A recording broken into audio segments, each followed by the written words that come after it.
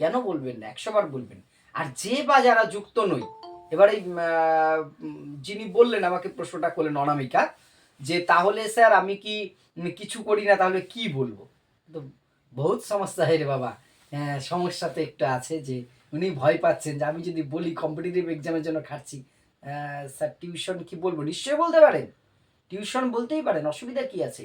এবার আসছি আপনাকে, কাউন্টার প্রশ্ন আসবে এখান থেকে, 1 মিনিট।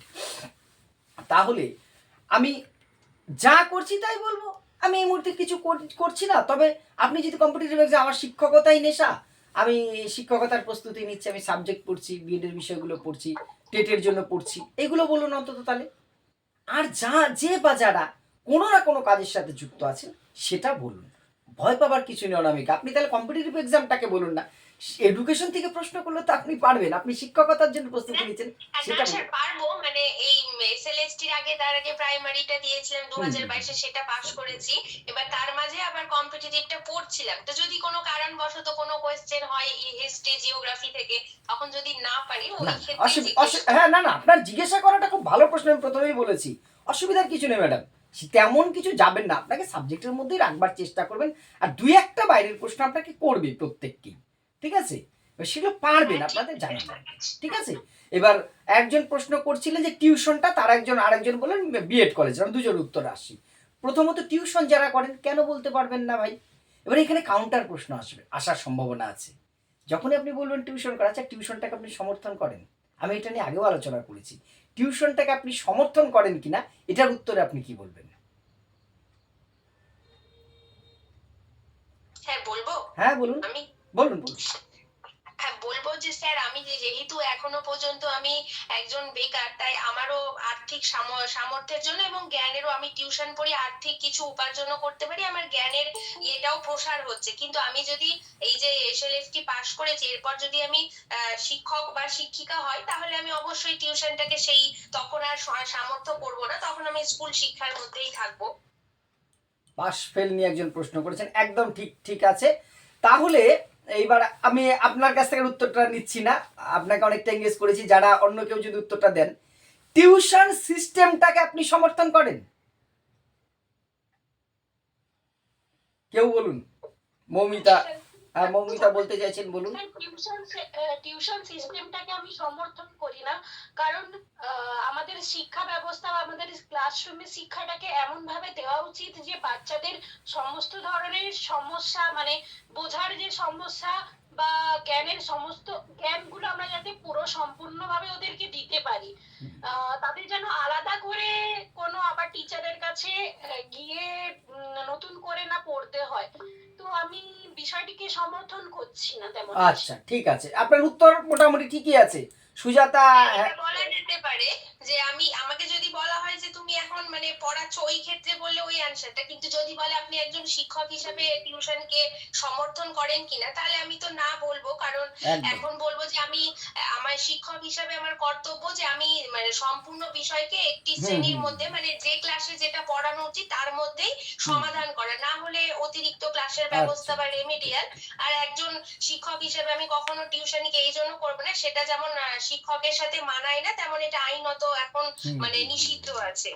1 মিনিট, আমি আবারও বলেছি, আগেও বলছি, এই উত্তরগুলো যারা দিচ্ছেন, যাদের সম্ভব অন ক্যামেরা দেবেন উত্তরগুলো, এতে একটু হলেও দেখবেন সুবিধা হবে। আমরা মনে করবেন উল্টো দিকে 50 জন আপনার কথাগুলো, আপনার এক্সপিরিয়েন্সটা, যাদের সব, এবার কারো কাত্র সমস্যা হতেই পারে, বাড়িতে আছেন কাজের মধ্যে, অনেকে অন ক্যামেরা বলতে পারবে না, যাদের সম্ভব হবে তারা অন ক্যামেরা কথাগুলো বলে একটু সুবিধা, আবার অফ করে দেবেন কথাটা বলে। আচ্ছা সুজাতা হ্যান্ড রাইজ করছেন, বলুন কিছু এই বিষয়ে যদি আপনার। হ্যাঁ রাজকুমার। হ্যাঁ হ্যাঁ যদি বলেন যে আপনি তাহলে টিউশনটাকে সমর্থন করেন না, হ্যাঁ তাহলে আপনি টিউশন কেন করাচ্ছেন এখন? বাহ, হ্যাঁ আমি আসছি, ঠিক আছে আপনার প্রশ্নটা। হ্যাঁ বলুন সুজাতা, বলুন। সুজাতার ইয়ে মাইক্রোফোন অফ আছে। হ্যাঁ স্যার, শোনা যাচ্ছে? হ্যাঁ এবার শুনতে পাচ্ছি, বলুন। যখন আমি এই শিক্ষকতার প্রফেশনে যুক্ত হচ্ছি, সেই ক্ষেত্রে আমি চেষ্টা করব ক্লাসে ছাত্রছাত্রীদের যা যা সমস্যা হচ্ছে আমি সেগুলো সমাধান করার, প্রয়োজনে অতিরিক্ত ক্লাসে বা রিমিডিয়াল ক্লাসে সেই সমস্যাগুলো সমাধান করার আমি চেষ্টা করব। এবং যারা টিউশন পড়ছেন তথাকথিত এবং আর্থিকভাবে তাদের কিছু দায়বদ্ধতা রয়েছে রয়েছে এবং প্রয়োজনীয়তাও আছে, সেক্ষেত্রে আমি চেষ্টা করব তাদেরকে সেই সুযোগটা দেওয়ার।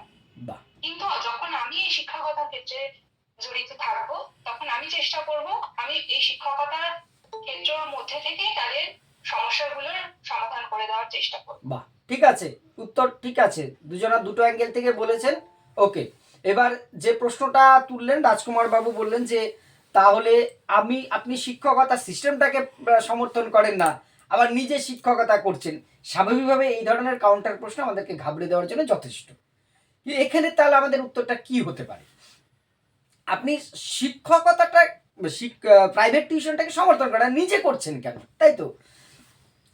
প্রথমত যে আমি সিস্টেমটাকে সমর্থন না করলেও সরকারি নির্দেশ থাকা সত্ত্বেও হয়তো সরকারি শিক্ষা ব্যবস্থায় কিছু ঘাটতি আছে, এবং আমি যেহেতু নিজে বেকার অবস্থায় রয়েছি, শিক্ষার চর্চার সাথেও যুক্ত থাকতে চাই, ফলে কোনো একটি বিদ্যালয়ে যেহেতু আমার পক্ষে পাঠদান করা সম্ভব নয়, আমি নিজেকে চর্চার মধ্যে রাখার জন্যই এটা করি। তাতে আমার প্রতিবেশী যে সমস্ত দরিদ্র পরিবারের ছেলেমেয়েরা আছে তাদের কিছুটা উপকার হয়, তার চেয়ে বেশি উপকৃত আমি নিজেই হই।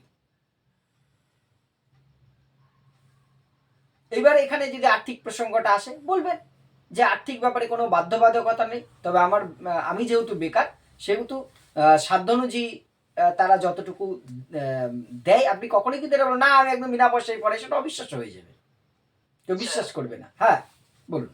স্যার আমি যে 11-12 পড়াই, হুম, তো সেখানে স্যার ওই ঐচ্ছিক বেতন আর কি পড়াই, অনেকের থেকে নেই না, বা কেউ বাহ বাহ যতটুকু ভাড়া দেয় অনেকে পুরোটা দেয়। বাহ, খুব ভালো উদ্যোগ। তো এটা কি হ্যাঁ, এটা তো বলতেই পারেন, এটা বলতেই পারেন, কিন্তু ওই বিষয়টা হচ্ছে কতটা বিশ্বাস করবে সন্দেহজনক। সত্যি কথা যেটা, এটাই বাস্তব। হ্যাঁ স্যার, কিন্তু আপনি বলতেই পারেন। আমি এটা পড়াই। হ্যাঁ, এটা অনেকেই করে থাকেন। আমি একটা সময় শিক্ষকতার পরেও টিউশন করতে বাধ্য হয়েছি। আমি যেখানে চাকরি করতে গেলাম, আমার স্কুলে শুধু এডুকেশনের টিচার আছে, বাকি 3-4টে স্কুলে এডুকেশন সাবজেক্টটা চালু হলো, কোথাও টিচার নেই। গার্জেনদের চাপে আমাকে টিউশন করতে হয়েছে। বহু ছেলে মেয়েকে একদম উইদাউট কস্ট পড়েছি, তারা অনেকে প্রতিষ্ঠিত, কয়েকজনা চাকরি পেয়েছে, আনন্দ হয়, ফোনে কথা হয়, আসে, এটা ভালো লাগে। যাই হোক, এবার আপনাকে বিশ্বাস করানোর জন্য বলা নয়, আপনি অনেস্ট থাকলে সেটা আপনি বলতেই পারেন। এইবারে আমি কিছু কোশ্চেনিং আসবো, আপনাদের প্রশ্নগুলো আরও নেব। আজকে তো হোমওয়ার্ক দেওয়া ছিল, সেগুলোর থেকেও জিজ্ঞাসা করব।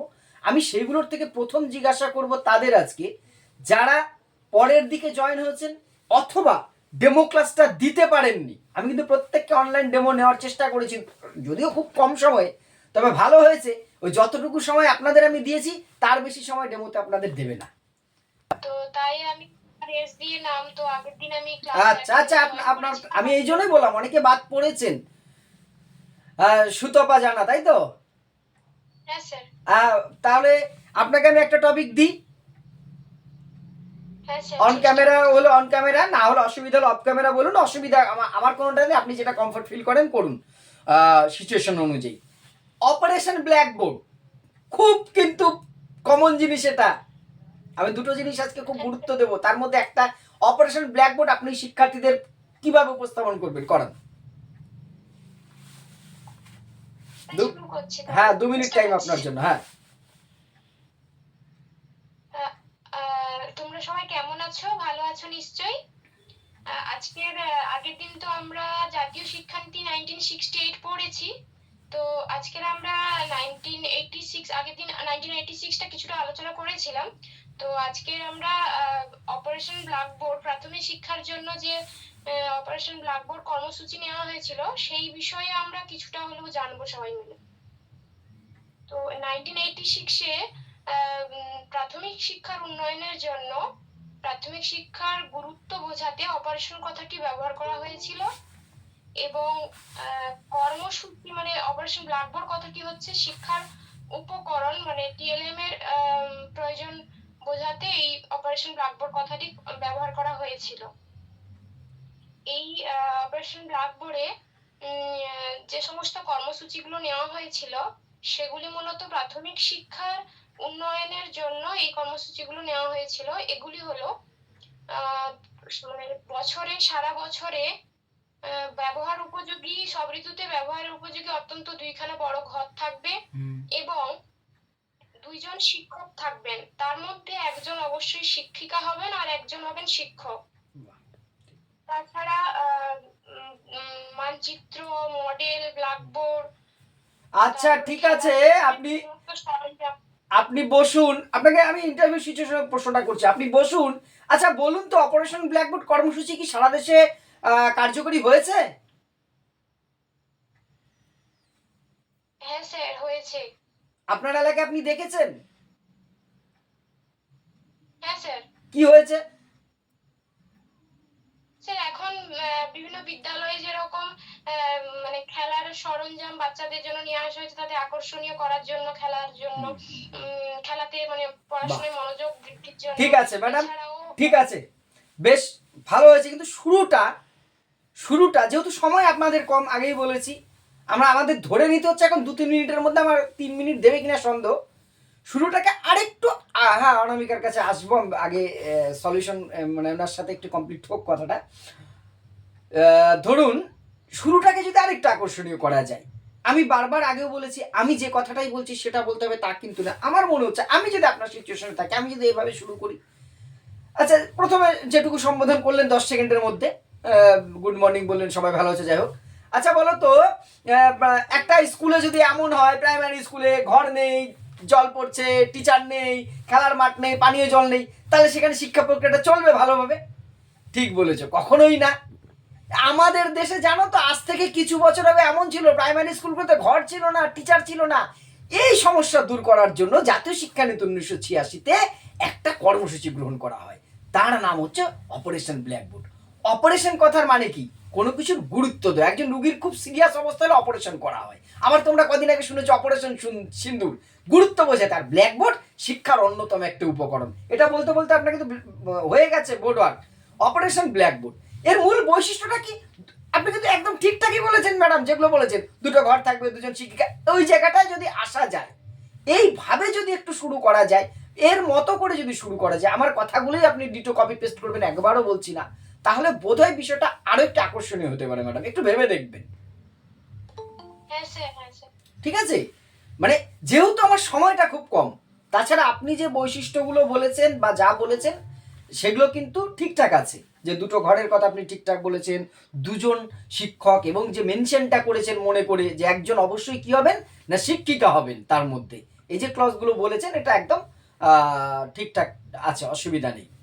আচ্ছা, এখানে ইনি কিছু বলতে চাইছেন, কে রমিতা বোধহয় কিছু বলতে চাইছিলেন।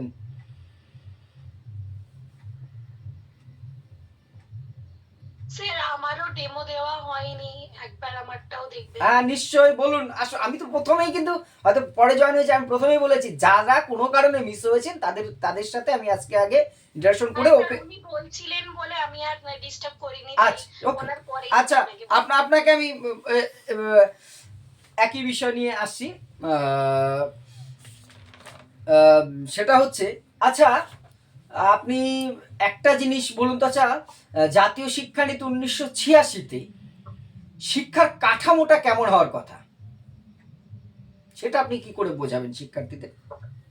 জাতীয় শিক্ষানীতি 1986-তে শিক্ষার কাঠামো ছিল, প্রথমে তো আপনার প্রাইমারি এডুকেশন ছিল ক্লাস 1 থেকে 5 পর্যন্ত, এবং তারপরে ছিল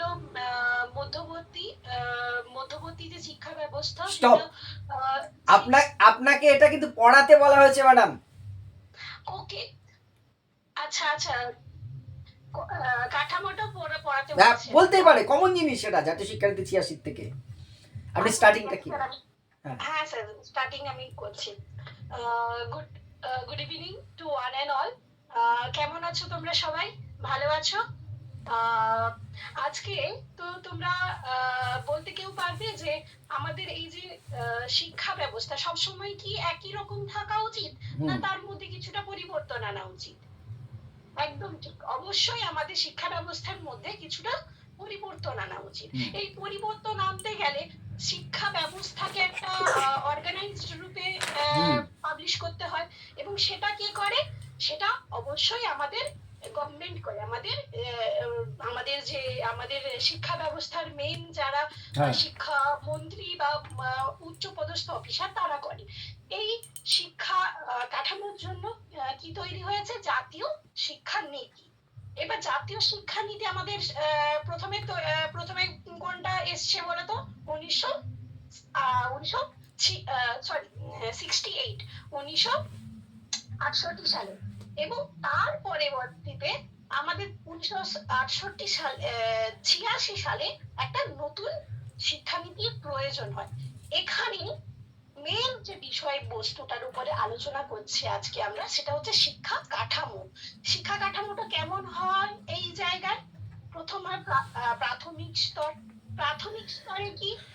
প্রাথমিক স্তরে হচ্ছে ক্লাস 1 থেকে ক্লাস 4 পর্যন্ত, এবং তার পরবর্তী স্তরটা হচ্ছে মধ্যবর্তী স্তর। এই মধ্যবর্তী স্তরটা বা মিডিল মিডিল মধ্যবর্তী স্তর, এই স্তরটা হচ্ছে ক্লাস 6 থেকে, সরি স্যার আমি বোধহয় ভুল বললাম। আসছি, ইন্টারাপ্ট করছি আপনাকে, ঠিক আছে। এবার আপনাকে বলি ম্যাডাম কয়েকটা দিক। আমি তো আমার চোখে কানে যেটা বাদে আমি বলি, আমাদের ডাউট ক্লিয়ার জন্যই সবাই মিলে আলোচনায় বসি। প্রথমে বলছি, প্রথম থেকে আমি আজকে একটা কথা বলছি, আমাকে ডেমোতে ক্লাসটার মধ্যে 1 মিনিটের মধ্যে সর্বোচ্চ আমি কিন্তু 60 থেকে 70 সেকেন্ড টাইম দেবো। টপিকে আপনাকে ঢুকতেই হবে। আপনি কিন্তু সেখানে প্রায় 2 মিনিটের কাছাকাছি টাইম নিয়ে নিয়েছেন। আপনার 68-এর হিস্ট্রিতে আর যাওয়ার জায়গা নেই ম্যাডাম। আপনি জানেন 40 মিনিটের ক্লাস হলে আপনি বলতেন, 20 মিনিট 10 মিনিটের ক্লাস হলেও বলতেন। আপনাকে 2 মিনিটের ক্লাসে এই হিস্ট্রিতে যাওয়া যাবে না। জাতীয় শিক্ষানীতি কি সেটা খুব সংক্ষেপে বলে, 68তে একটা হয়েছিল কিন্তু 86 এসে আপনি শিক্ষার কাঠামোর মূল জায়গাটা আগে ধরতে হবে ম্যাডাম। মূল জায়গাটা কি? 10+2+3, এইটা উল্লেখ করবো তো। এইটা তো মেন। এইটা যখন হ্যাঁ আমার ওই কাঠামোটা এই মুহূর্তে মনে হতে আসছে পারে, আমার কাছে, হতে জাস্ট পারে। 5+2 5+3 আপনি 2020-তে ঢুকে যাচ্ছিলেন, এই মিডিল স্টেজ 2020-তে বলেছে, আমি বুঝতে পারছিলাম, এই জন্য আপনাকে থামিয়ে দিলাম। গুলিয়ে যাচ্ছে, যাওয়াটার মধ্যে অন্যায় কিছু নেই। তাহলে আমার 10+2+3টাকে আগে মেনশন করব। এবার 10-এর হিসাবটা বোঝাবেন যে প্রাথমিকের দুটো স্টেপ, নিম্ন প্রাথমিক, উচ্চ প্রাথমিক। 4 বা 5 অবধি হচ্ছে নিম্ন প্রাথমিক, আর 5 বা 6 থেকে 8 পর্যন্ত উচ্চ প্রাথমিক। 9-10 নিম্ন মাধ্যমিক। আর এই +2 স্তর মানে হচ্ছে সে কোঠারি কমিশনের মতোই, আপনি টাচ করে দিতে পারেন বড়জোর, উচ্চ মাধ্যমিক স্তর। আর +3টা হচ্ছে কলেজীয় শিক্ষা, স্নাতক স্তর।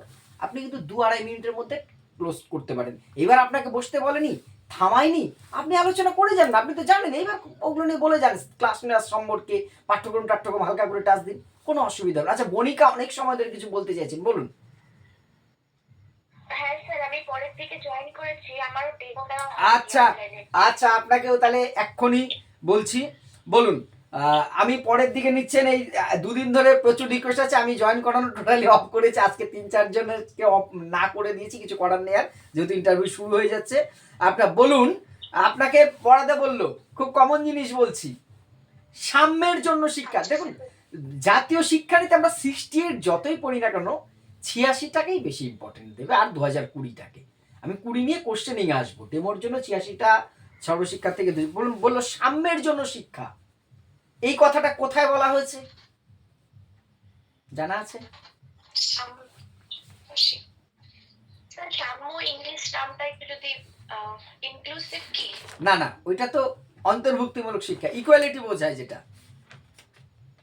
1986 স্যার। হ্যাঁ, 1986-র জাতীয় শিক্ষানীতিতে একটা ক্লজ ছিল, সাম্যের জন্য শিক্ষা। আচ্ছা জানা আছে এটা, বিষয়টা জানা আছে? স্যার এই মুহূর্তে এই বিষয়টা আচ্ছা আমি আরেকটা অপশন দিচ্ছি, নবোদয় বিদ্যালয়। হ্যাঁ, চ্যাপ্টার 4 ঠিক, নবোদয় বিদ্যালয়। হ্যাঁ স্যার। আপনি বলুন, নবোদয় বিদ্যালয়টা পাঠদান করুন। Good afternoon students. এর আগের দিন ক্লাসে আমরা 1986 শিক্ষানীতি সম্পর্কে জেনেছি অলমোস্ট অনেকটাই। তো আজকে আমরা এই 1986 শিক্ষানীতির একটা ধারণা রয়েছে, যেখানে নবোদয় বিদ্যালয় কথা বলা হয়েছে। এই নবোদয় বিদ্যালয়গুলি বিশেষত যে সমস্ত শিক্ষার্থীরা মেধাবী রয়েছে তাদের জন্যই চালু করা হয়েছে। এই নবোদয় বিদ্যালয়ে বিশেষত যারা মানে গ্রামের দিকে মেধাবী ছাত্রছাত্রীরা রয়েছে তাদের জন্য নবোদয় বিদ্যালয় স্কুলগুলো চালু করা হয়েছে, যেখানে বিশেষত আমাদের হিন্দি এবং ইংলিশ মাদার টাং সেই হিসেবেই করা হয়। আর স্যার এই মুহূর্তে ঠিক আছে, স্টার্টিংটা ঠিকঠাক আছে, স্টার্টিংটা ঠিকঠাক আছে। মেন দেখুন, আমি একবার করে বলে দিচ্ছি, সবারই শোনা হচ্ছে। নবোদয় বিদ্যালয়ের আমি মূল ফিচারগুলোকে জাস্ট তুলে আনুন। বিদ্যালয়গুলো কি হবে? নবোদয় বিদ্যালয়ের মূল বৈশিষ্ট্য হচ্ছে প্রত্যেকটা বিদ্যালয় রেসিডেন্সিয়াল, আবাসিক, অবৈতনিক, সেখানে হোস্টেল যুক্ত এবং থাকা খাওয়া সম্পূর্ণ ফ্রি। সিবিএসসি কারিকুলাম অনুযায়ী, পাঠ্যক্রম অনুযায়ী পরিচালিত হবে। বিদ্যালয়গুলি 6 to 12 পর্যন্ত পাঠদান হবে এবং এখানে ভর্তির একমাত্র যোগ্যতা হবে মেধা। তবে গ্রামীণ শিক্ষার্থীদের জন্য নির্দিষ্ট সংখ্যক আসন সংরক্ষণের ব্যবস্থা থাকবে। আপনি ঠিকই বলেছেন, মেধাবী অথচ দরিদ্র, গ্রামের মেধাবী অথচ দরিদ্ররা, গ্রামীণ ছেলে মেয়েদেরই কিন্তু সুযোগ পাওয়ার চান্স বেশি। ঠিকঠাক আছে। আচ্ছা, রুম, এটা তো বলা যায় মডেল স্কুলের নাম পরিবর্তন করে এই হ্যাঁ হ্যাঁ হ্যাঁ বলা যায়, যা নবোদয় তাই অগ্রবর্তী, তাই মডেল স্কুল, তাই পেস সেটিং। হ্যাঁ স্যার। হ্যাঁ, আচ্ছা, রুমা হ্যান্ড রাইজ করছেন, বলুন। হ্যাঁ স্যার, আমি ওই আগের দিনই ক্লাসে জয়েন করেছিলাম, তো সেই হিসেবে ডেমো দেওয়া হয়নি। আচ্ছা, আসছি। আচ্ছা, এবার আপনাকে যেটা বলবো, আচ্ছা, যদি এমন বলা হয় সর্বশিক্ষা অভিযান কর্মসূচিটা আপনি কিভাবে পাঠদান করবেন? আচ্ছা, গুড মর্নিং স্টুডেন্টস। সকলেই নিশ্চয়ই বেশ ভালো আছো, আমিও ভালোই আছি। আচ্ছা, আমরা সংবিধানের বেশ কিছু ধারা নিয়ে আগের দিন ক্লাসে আলোচনা করেছি। তার মধ্যে সবচেয়ে গুরুত্বপূর্ণ ধারা যেটা ছিল 45 ধারা। তো সেখানে আমরা দেখেছিলাম যে সংবিধানের 45 ধারায় বলা হয়েছে 6 থেকে 14 বছর বয়স পর্যন্ত প্রত্যেক শিশুকে অবৈতনিক এবং বাধ্যতামূলক প্রাথমিক শিক্ষা দিতে হবে। তো এই ধারাকে কার্যকরী করার জন্য আমাদের ভারত সরকার কি করলো, যে একটা নতুন কর্মসূচি শুরু করলো। আর সেই কর্মসূচির নাম সর্বশিক্ষা অভিযান। আজকে আমরা সর্বশিক্ষা অভিযান সম্পর্কে জানবো। এই সর্বশিক্ষা অভিযানের মূল উদ্দেশ্যই ছিল কিন্তু 6 থেকে 14 বছর বয়স পর্যন্ত সকলকে অবৈতনিক বাধ্যতামূলক প্রাথমিক শিক্ষা প্রদান করা। এই কর্মসূচি 2000 সালে গ্রহণ করা হয় এবং 2001 সালে এই পরিকল্পনা বাস্তবায়িত হয় এবং 2002 সাল থেকে এটা কার্যকরী রূপ ধারণ করে। এক্ষেত্রে নির্দিষ্ট সময়সীমা স্থির করে দেওয়া হয় যে 8 বছরের মধ্যে, অর্থাৎ 2010 সালের মধ্যে কিন্তু এই প্রক্রিয়া সম্পূর্ণ করতে হবে, যাতে 2002 সালের মধ্যে যে সকল শিশুরা ক্লাস 1 এ ভর্তি হচ্ছে তারা যেন 2010 সালের মধ্যে ক্লাস 8 পাস করে, অর্থাৎ যে অবৈতনিক বাধ্যতামূলক প্রাথমিক শিক্ষা সেটা যেন তারা সম্পূর্ণ করতে পারে। তো এই অভিযান কার্যকরী করার জন্য বেশ কিছু সুযোগ সুবিধাও এখানে প্রদান করা হয়, যেমন শিক্ষার্থীদের বই খাতা দেওয়া, স্কুলে মিড ডে মিল চালু করা, তাদেরকে পোশাক বিতরণ ইত্যাদি নানান আনুষঙ্গিক বিষয়গুলো কিন্তু এখানে শিক্ষার্থীদেরকে প্রদান করা হয়, যাতে তারা স্কুলের প্রতি বেশ আগ্রহ সৃষ্টি করে এবং তাদের পড়াশোনা তারা চালিয়ে যেতে পারে। ঠিক আছে, ঠিক আছে ম্যাডাম, যথেষ্ট ভালো প্রস্তুতি ছিল আপনার প্রস্তুতি যথেষ্ট ভালো ছিল, ঠিকঠাক আছে। সর্বশিক্ষা অভিযান, আচ্ছা, মোটামুটি তাহলে যে কজন বাদ পড়েছিলেন প্রত্যেককে অন্তত একবার করে ডেমো দেওয়া গেছে। এবার আমি আপনাদের যদি কোনো প্রশ্ন থাকে করুন, তারপর আমি প্রশ্ন অ্যান্সার শুরু করব।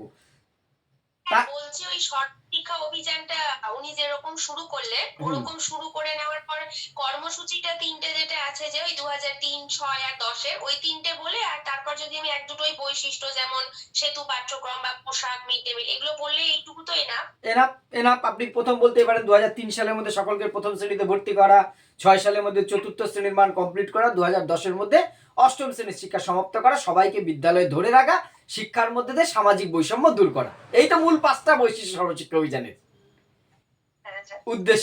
উদ্দেশ্য যদি বলে বা লক্ষ্য, এইটাই মেন। এই যে পরপর 5টা আমি 6 অনুযায়ী মিলে যাবে। 3-এর মধ্যে ভর্তি কমপ্লিট, 6-এর মধ্যে 4র্থ কমপ্লিট, 10-এর মধ্যে 8ম কমপ্লিট, সকলকে বিদ্যালয়ে ধরে রাখা, এইবার আর সামাজিক বৈষম্য দূর করা। এইখান থেকেই কিন্তু প্রশ্ন কাউন্টার আসতে পারে সর্বশিক্ষা অভিযানে। আচ্ছা, বিদ্যালয়ে ধরে রাখার জন্য কি করা হয়েছে? এনিওয়ান? যারা বললেন তাদের বাইরের থেকে, যারা এখন অব্দি আজকে পার্টিসিপেট করেননি তাদের মধ্যে থেকে এক্সপেক্ট করছি আমি উত্তরটা। হ্যাঁ বলছি, একটু চেষ্টা করছি। হ্যাঁ বলুন। শিক্ষার্থীদেরকে বিদ্যালয়ে ধরে রাখা বা ড্রপ আউট কমানোর জন্য আমাদের একটি মিড ডে মিল স্কিম তৈরি করা হয়েছে, যেখানে শিক্ষার্থীরা বিনামূল্যে মধ্যাহ্ন ভোজন এবং পুষ্টি যুক্ত খাবার তারা সংগ্রহ করতে পারবে এবং তারা একসাথে বসে খেতে পারবে। এছাড়া স্যার বিদ্যালয়গুলিকে খুব সুন্দরভাবে সাজানো হয়েছে যাতে পরিবেশটিকে একটি আকর্ষণীয় করে তোলা যায় এবং শিক্ষার্থীরা বিদ্যালয়মুখী হতে তারা পারে। এবং শিক্ষণ পদ্ধতির মধ্যেও কিছু কিছু পরিবর্তন করা হয়েছে, অর্থাৎ কিনা শিক্ষণ পদ্ধতিকে জয়ফুল লার্নিং হ্যাঁ হ্যাঁ হ্যাঁ কথা বলা হচ্ছে, যাতে শিক্ষার্থীরা মানে সেটাকে এনজয় করতে পারে পরিবেশটি। বাহ, থ্যাংক ইউ স্যার। একদম একদম। কি বলছে, বিনামূল্যে ড্রেস, হ্যাঁ বই খাতা প্রোভাইড, একদম আমি সেটাই বলতে যাচ্ছিলাম, একজন কমেন্ট করলেন। এছাড়া আপনি যেটা বলেছেন ঠিক আছে, তার সাথে আরো অ্যাড হতে পারে পাঠ্যপুস্তক বিনামূল্যে দেওয়া হয়েছে, তারপরে বিনামূল্যে পোশাক দেওয়া হয়েছে, খেলাধুলাকে, যেটা জয়ফুলের মধ্যে চলে আসে খেলাধুলাটা যদিও। একদম দেখুন, সর্বশিক্ষা অভিযানের কর্মসূচির সাথে আপনি আগের কোন কর্মসূচির মিল পান? এনিওয়ান, যারা পার্টিসিপেট করেননি তাদের মধ্যে কেউ? ডিপ্লোম্যাটিক প্রশ্ন করতেই পারে, কারো কারো কপালে জুটবে কিন্তু। কানতে শুরু করলো তাই কমপ্লিট। ওকে ওকে ঠিক আছে। হ্যাঁ সুধৃতি আরেকবার বলুন, শোনা গেল না। অপারেশন ব্ল্যাকবোর্ড কি? আপনি প্রশ্ন করছেন না উত্তর দিচ্ছেন সেটা আগে বলুন আমাকে। না স্যার, উত্তর দিচ্ছি স্যার। না, এই যে কনফিডেন্ট, এই কথাটা বলা আর কিছু না, আপনি কনফিডেন্টলি বলুন ঠিক বলেছেন তো উত্তরটা আপনি। কারণ দেখুন, সর্বশিক্ষা অভিযানের ড্রপ আউটকে মানে বিদ্যালয়ে ধরে রাখার জন্য যে কর্মসূচি, সেটাই জাতীয় শিক্ষানীতি 1986-তে বলা হয়েছে অনেকটাই, তাই নয় কি? সেই মিড ডে মিল, পানীয় জলের ব্যবস্থা করা, খেলাধুলার সরঞ্জাম দেওয়া, শিক্ষক নিয়োগ। সর্বশিক্ষা অভিযানে তো সেই প্যারা টিচার নিয়োগ হলো, সেই মিড ডে মিল স্কিম চালু হলো, সেই খেলাধুলার সরঞ্জাম দেওয়া হলো, ড্রেস দেওয়া হলো বিনামূল্যে, পানীয় জলের ব্যবস্থা করা হলো। দেখুন অনেকটা মিলে যাচ্ছে। স্যার কমন স্কুল বলা যাবে কি? কমন স্কুলের ধারণাটা সম্পূর্ণ আলাদা। কমন স্কুলটা কি? সেখানে তো সবাইকে একসাথে একটা শিক্ষা দেওয়ার প্রক্রিয়া। কিন্তু সর্বশিক্ষা অভিযানটার সবচেয়ে যেটা বড় ব্যাপার, দেখুন অপারেশন ব্ল্যাকবোর্ডকে কেন সর্বশিক্ষা অভিযানের সমতুল্য করা হয় না? তুলনা যখন উঠলো, আমরা এডুকেশনের ছাত্র, কিছু কিছু সাইডে যেগুলো আমাদের কিন্তু মানে ধরলে যাতে আমরা ফসকে না যাই, কেন আপনি এটা কেউ আপনার, আমি তারপরে আসি, একই সাথে আপনি রাজকুমারের উত্তরটা পেয়ে যাবেন। প্রথমেই বলি কমন স্কুলের ধারণাটা সম্পূর্ণ আলাদা। এইবার সর্বশিক্ষা অভিযানের সমান গুরুত্ব অপারেশন ব্ল্যাকবোর্ডকে কেন দেওয়া হয়নি শিক্ষার ইতিহাসে? যতটা আমরা সর্বশিক্ষা অভিযানকে চিনি, অপারেশন ব্ল্যাকবোর্ড কিন্তু শিক্ষা জগতের বাইরের, শিক্ষা বিজ্ঞানের বাইরের মানুষ চেনে না। কেন? এর মূল কারণটা কি অপারেশন ব্ল্যাকবোর্ডের সাথে সর্বশিক্ষা অভিযানের? কেউ বলতে পারবেন? ডিপ্লোম্যাটিক কোশ্চেন দু একটা। মূলত প্রাথমিক শিক্ষা মাননের জন্য করা হয়েছিল, কিন্তু সর্বশিক্ষা অভিযান প্রারম্ভিক শিক্ষাটাকে নিয়েই করা হয়েছিল। না, আপনি তো সেটা প্রারম্ভিক প্রাথমিক তো একই দাঁড়ালো এক্ষেত্রে, মোটামুটি তো একই। হ্যাঁ, একেবারে প্রাইমারি লেভেল। এবার আপনি আপনার এক জায়গায় ধরেছেন, আমি এবার বলি সর্বশিক্ষা অভিযান। আমি ক্লাসটা দেখেছেন হয়তো, আমি যখন ক্লাস করেছিলাম সর্বশিক্ষা অভিযান, শিক্ষা বিজ্ঞানের ছাত্র, সাধারণ ছাত্র হিসেবে একজন ভাবি সর্বশিক্ষা অভিযানকে এই জন্যই স্যালুট। প্রথম ভারতবর্ষের সময় ভিত্তিক শিক্ষা কর্মসূচি। আমাদের দেশে আজও অবধি শিক্ষার যত পরিকল্পনা নেওয়া হয়েছে, আমি আরেকটা উত্তর এখানে প্রশ্ন করব বলে বলছি না, আরেকটা আছে, কোন কর্মসূচি সময় ভিত্তিক হয়নি। হ্যাঁ, এটা করতে হবে, এই উন্নতি করতে হবে। সর্বশিক্ষা অভিযানে কি করেছে? সময় ভিত্তিক, টাইম বাউন্ডিং। 2003-এর মধ্যে আমাকে সবাইকে এনরোল করতে হবে, 2006-এর মধ্যে চতুর্থ শ্রেণী কমপ্লিট করতে হবে, 2010-এর মধ্যে এইটা করতে হবে। এই যে একদম সময় বেঁধে দেওয়া, এতটা সময়যুক্ত কর্মসূচি সর্বশিক্ষা অভিযান, এখানেই অন্য সব প্রকল্প থেকে আলাদা। এখানে একটা কাউন্টার প্রশ্ন আনছি, এর আগে ভারতবর্ষের কোথায় আমরা একটা সময় ভিত্তিক কর্মসূচি পেয়েছি? এনিওয়ান অ্যান্সার করুন, বিশেষ করে যারা আজকে সার্জেন্ট প্ল্যান। একদম। সার্জেন্ট প্ল্যানে কি বলা হয়েছিল? 40 বছরের মধ্যে ভারতীয় শিক্ষাকে ইংল্যান্ডের সমতুল্য নেওয়া হবে। একদম। এই যে কুইক রেসপন্স কিন্তু করতে হবে আমাদের। একজনও এখানে নেই আমাদের এই ক্লাসে উপস্থিত 44 জনের মধ্যে যে জানে না যে সার্জেন্ট প্ল্যানে 40 বছরের মধ্যে ভারতীয় শিক্ষাকে ইংল্যান্ডের সমতুল্য। 40 জনই জানেন, কিন্তু আপনারা কেউ নেই যিনি জানেন না। কিন্তু এই যে কেন আমি এই প্রশ্নগুলো তুলে আনছি, যাতে করে একটার সাথে আরেকটা কোঅপারেশন। জিনিয়া বর্মন কিছু বলতে চাইছেন, বলুন জিনিয়া। স্যার একটা কথা কথা বলছিলাম বলুন। যে ডেমো যখন আমরা রেডি করছিলাম ভাবছিলাম যে একটু যাব, একটু পরিচয় পর্ব হওয়ার সঙ্গে সঙ্গে উদাহরণের মাধ্যমে টপিকে ঢুকবো, কিন্তু এখন তো স্যার একটা তাড়াহুড়ো করার মতন অবস্থা হয়ে গেছে যে একদমই তাই। যেন তেন প্রকারের টপিকে ঢুকি, কি হ্যাঁ, করি আর কি না করি এমন একটা অবস্থা স্যার। একদম একদম তো মানে মানে স্যার টপিকে মানে তার উদাহরণটা তারা স্যার ছোট করে বলতে হবে, মানে বলতে ঠিক বলতে কোনো রকমের টপিকে ঠিক ঢুকে যাওয়া। ঠিক তারপর একদমই তাই। বস্তু মানে আর এই রিলেটেড একটা, হ্যাঁ হ্যাঁ বলবো স্যার। হ্যাঁ বলুন, আপনি বলে নিন, বলে নিন। স্যার আমি শুধু এটাই বলতে চাচ্ছিলাম যে ওই বলেছিলেন না প্রত্যেকটা সেমিস্টার থেকে অন্তত একটা করে রেডি রাখতে আমাদের, হুম তো সেকেন্ড সেমিস্টার থেকে ভেবেছিলাম বৃদ্ধি ও বিকাশ। এবার বৃদ্ধির একটা উদাহরণ দিয়ে যে বৃদ্ধিটা লিখবো, সাথে সাথে তো মানে বিকাশেরও একটু বলতে হবে না স্যার? হুম তো দুটো মনে হয় আসলে আগের দিন আমি ট্রেনে ছিলাম স্যার, আমি হ্যাঁ, বুঝতে আপনার কথা পেরেছি। ঠিকঠাক শুনতে পারিনি। হ্যাঁ একটু যদি এই ব্যাপারটা একটু রিপিট করে বলেন, কারণ আপনার যে ভিডিওটা আপনি বলেছিলেন পরে আপলোড করেছেন সেটাও অনেক খুঁজেছি, লাস্ট ভিডিও শুধু আমি 2/11/2025 খুঁজে পেয়েছি, আমি অনেক খুঁজেছি স্যার, আগের দিনের ভিডিওটাও পাচ্ছি না আমি। ও, আপনি এই কারণে প্লে লিস্টে যাবেন, প্লে লিস্টে যে ডেমো অ্যান্ড ইন্টারভিউ বলে একটা প্লে লিস্ট করা আছে, সেখানে একটু সার্চ করে দেখবেন। এবার আমি বলছি, আপনার উত্তরটা আমি দিচ্ছি। একটু যদি বলে হ্যাঁ নিশ্চয়ই বলবো, বিকাশ। নিশ্চয়ই বলবো। হুম, হুম। প্রথম হচ্ছে বৃদ্ধি বিকাশ একসাথে পড়ানোর বেশ কিছু সুবিধা আছে, সামান্য কিছু অসুবিধা তো থাকবেই, হেড থাকলে টেল থাকবে। সুবিধা বলতে একটা বললে আর একটা অটোমেটিক চলে আসে, কিন্তু যদি আপনাকে ওনারা না বলেন বৃদ্ধি ও বিকাশ, তাহলে আপনি টপিক হিসেবে বৃদ্ধি ও বিকাশ উল্লেখ করবেন না, হয় চেষ্টা করবেন শুধু বিকাশটাকে পড়াতে। এবার বিকাশ পড়াতে যে আপনি বৃদ্ধিকে টানুন, যে বিকাশ অন্যতম বৈশিষ্ট্য হচ্ছে বিকাশটা সারা জীবন ধরে চলে, কিন্তু তোমাদের মনে আছে বৃদ্ধির ক্ষেত্রে কিন্তু বলেছিলাম একটা সময় পেরিয়ে যায়, তখন আপনার দায়বদ্ধতা কিন্তু বৃদ্ধির প্রতি অনেক কম, একটু টাচ করলেও হলো, না করলেও হলো। আমি যখন বোর্ডে লিখেছি বৃদ্ধি ও বিকাশ, তাহলে আমার দুটোকেই এক্সপ্লেন করতে হবে, যেটা আমার টাইম কিল করবে, আমার সময় যেহেতু খুব কম। এইবার যদি ওনারা আপনাকে বলেন যে বৃদ্ধি ও বিকাশ পড়ান, তখন তো আপনার কিছু করার নেই ম্যাডাম, তখন বৃদ্ধি ও বিকাশ লিখে আপনাকে সেটাই পড়াতে হবে। সেক্ষেত্রে একটু চাপের হবে, কিন্তু ওইভাবেই করতে হবে। দেখো, যা সম্বোধন করে আমরা এই যে দেহে বেড়ে ওঠে, এটার সাথে সাথেও কিন্তু অন্যান্য দিকের তার মনের উন্নতি হয়, সামাজিক দিকের উন্নতি হয়, যেটাকে বলে মানসিক সামাজিক। এই যে উন্নতির প্রক্রিয়াটা দৈহিক বৃদ্ধির সাথে সাথে অন্যত, সেটা হচ্ছে বিকাশ। বৃদ্ধি বিকাশ আমরা এক দেখলেও আসলে এক নয়, দুটো কিন্তু আলাদা। আমরা বৈশিষ্ট্যগুলো দেখলে বিষয়টা ক্লিয়ার হবে, বলে আপনি যত দ্রুত পারেন বৈশিষ্ট্য চলে যান। কমন বৈশিষ্ট্য লিখুন, দুটোকে আলাদা চার্টে নয়। সময় বৃদ্ধি হচ্ছে একটা সময়ব্যাপী প্রক্রিয়া, কিন্তু বিকাশ জীবনব্যাপী প্রক্রিয়া। একটা ছোট্ট উদাহরণ দিয়ে টেনে দিন। এইভাবে করে অনুশীলন, বৃদ্ধির ক্ষেত্রে অনুশীলন এতটা প্রয়োজন হয়, বিকাশের ক্ষেত্রে প্রয়োজন। এই যে এইভাবে করে বিষয়টাকে কমন বৈশিষ্ট্যের মধ্যে আপনাকে রাখার চেষ্টা করতে হবে। স্যার তাহলে ওনারা যদি কিছু আমাকে মেনশন করে না দেন, আমার টপিকটা ধরুন বৃদ্ধি বিকাশই, তাহলে যখন আমি লিখবো তখন কি আমি বিকাশকে বলছেন হাইলাইট করতে, নাকি আমি বৃদ্ধিটাই লিখবো আগে তাহলে? বৃদ্ধি থেকে বিকাশটাকে হাইলাইট করা বেশি সহজ। আচ্ছা আচ্ছা আচ্ছা, বৃদ্ধিটা অনেকটা বেশি বায়োলজিক্যাল প্রসেস, বিকাশটা আমাদের কিন্তু দেখুন সাইকোলজিক্যাল প্রসেস। ঠিক আছে স্যার, তাহলে হেডিং লেখার সময় দুটোই লিখে দিব স্যার, তাহলে হ্যাঁ বিকাশকে লিখবো তাহলে। লিখে দিন, অসুবিধা নেই, কিন্তু বিকাশ ওই বৈশিষ্ট্যগুলো কমন রাখুন, তিনটা চারটে বৈশিষ্ট্য সিলেক্ট করুন। যেমন যে বললাম সময়, সময়টা আপনি দুটোর ক্ষেত্রে অ্যাপ্লাই করতে পারছেন।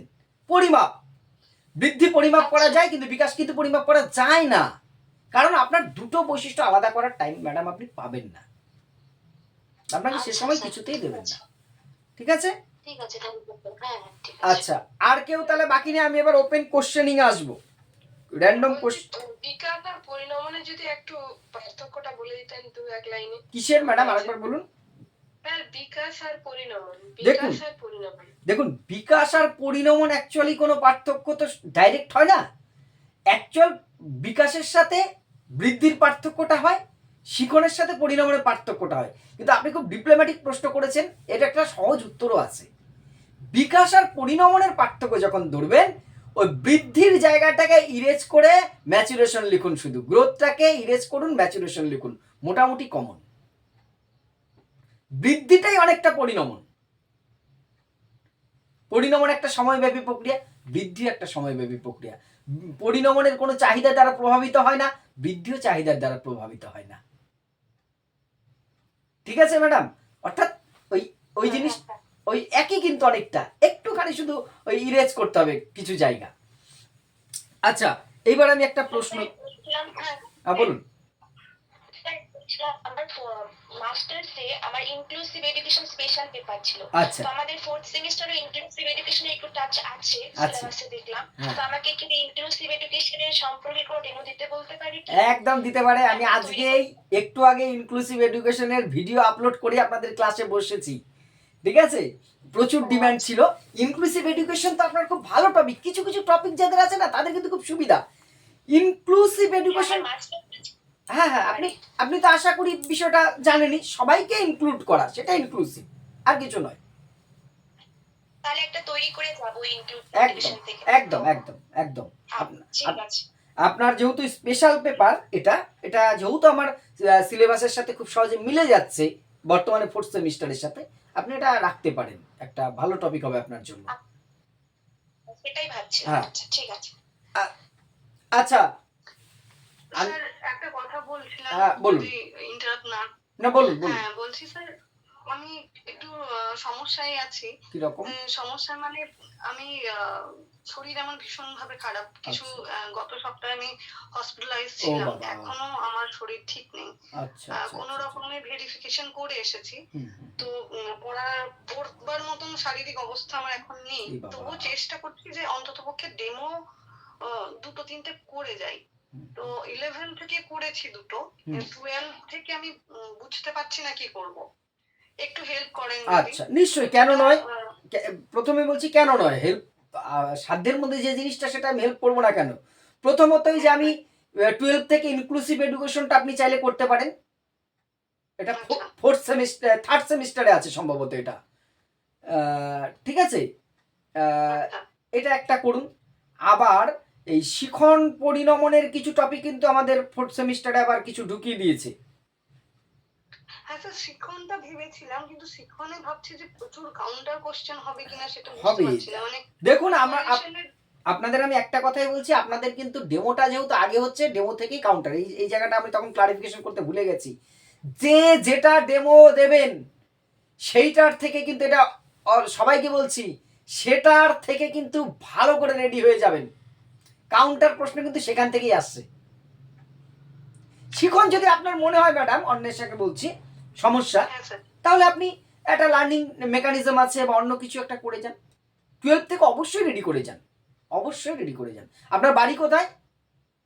আমার বাড়ি বীরভূম, আমি কর্মসূত্রে মুর্শিদাবাদে আছি। আচ্ছা, ও আপনি বোধহয় প্রাইমারি স্কুল না আপার প্রাইমারিতে আছেন বোধহয়। হ্যাঁ হ্যাঁ স্যার, হ্যাঁ আমাদের হ্যাঁ, আছে। আমার কথা বলছে। এবার প্রথমেই বলি, ঈশ্বর আপনাকে দ্রুত সুস্থ করুন, কারণ একটা খুব ইম্পর্টেন্ট একটা টাইমে আপনি সুস্থতা কামনা করছি, সুস্থ হয়ে যাবেন। মানসিকভাবে খুব শক্ত রাখুন নিজেকে, হবে, চাপ নেবেন না ম্যাডাম, নিশ্চয়ই পারবেন, পারতে তো হবেই, এত লড়াই করে এই জায়গায় এসেছেন, পারতেই হবে। আমি এই সময়ই অসুস্থ হলাম এবং বই খুলতেই পারছি না, শুধু আপনার ভিডিওগুলো শুনে যাচ্ছি। আমি শুধু এটুকুই আপনাকে বলবো, এই ভাবনাটা মন থেকে সরান, এই সময়ই কেন হলাম, এখনই কেন হলো, তাহলে আরো বেশি অসুস্থ ফিল করবেন। পজিটিভ ভাবুন, সব ঠিক হয়ে যাবে। আচ্ছা, 2-3জন হাত ধরেছে। আরোহী খাতুন কিছু বলবেন বোধহয়, বলুন। হ্যাঁ স্যার, বলছি নারী শিক্ষার সমস্যা দিয়ে যদি আমি ডেমো করি তাহলে কাউন্টার থেকে কেমন প্রশ্ন আসবে?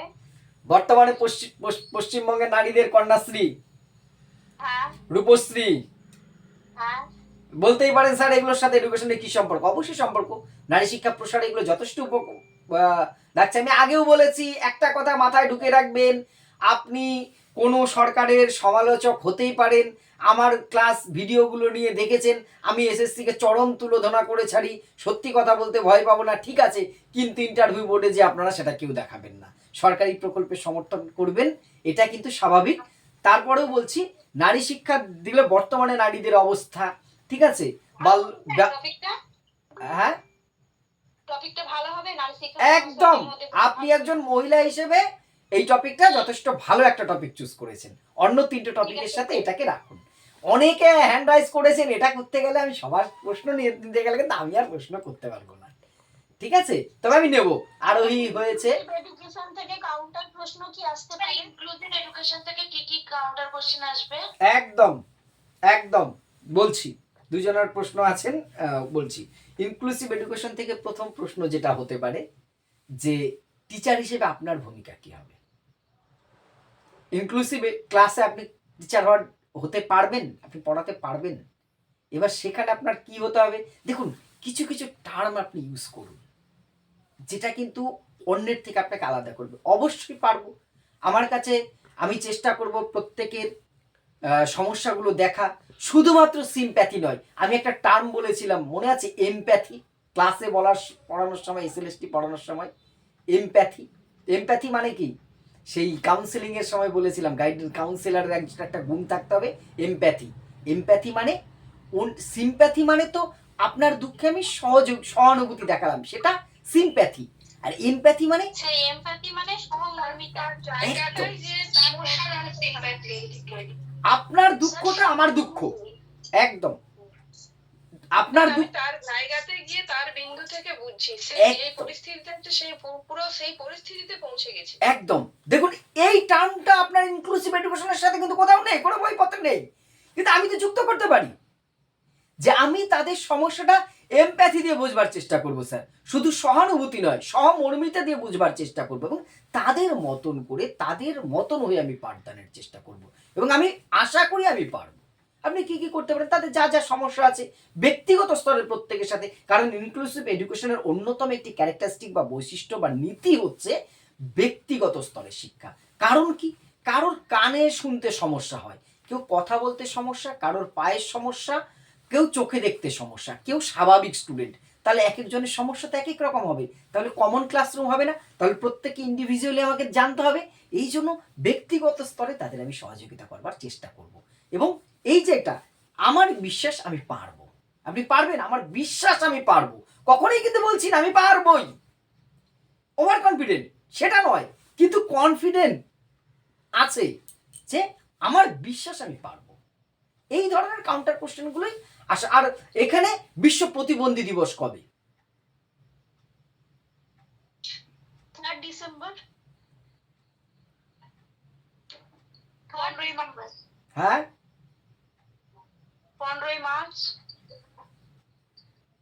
ঠিক আছে, একবার 3 ডিসেম্বর স্যার, 3 ডিসেম্বর। দুটো ডেট আসছে, আমি ওই মুহূর্তে কনফিউজে পড়ে গেছি, মানে বিষয়টা আমার ওই মুহূর্তে সম্পূর্ণ দেখা নেই। স্যার 3 ডিসেম্বর ইন্টারন্যাশনাল, ন্যাশনাল 15ই মার্চ। 15ই মার্চটা আমাদের দেশের ক্ষেত্রে, আমি এই জন্যই কনফিউশনে পড়ে গেলাম। দুটো আছে, এই ডেট দুটো একটু জেনে নেবেন স্যার ম্যাডামরা, ঠিক আছে? যারা স্যার আমি একটা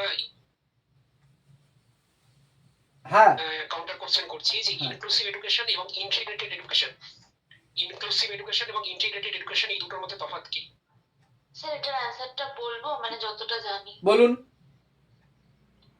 ইন্টিগ্রেটেড এডুকেশনটা হচ্ছে মানে সাধারণ শিক্ষার্থী এবং বিশেষ শিক্ষার্থী দুজনকেই একসঙ্গে পড়ানো হয়, কিন্তু সেখানে কারোর মানে নিডটাকে বেশি মানে ইম্পর্টেন্স দেওয়া হয় না, সেখানে নিডটা গুরুত্বপূর্ণ নয়।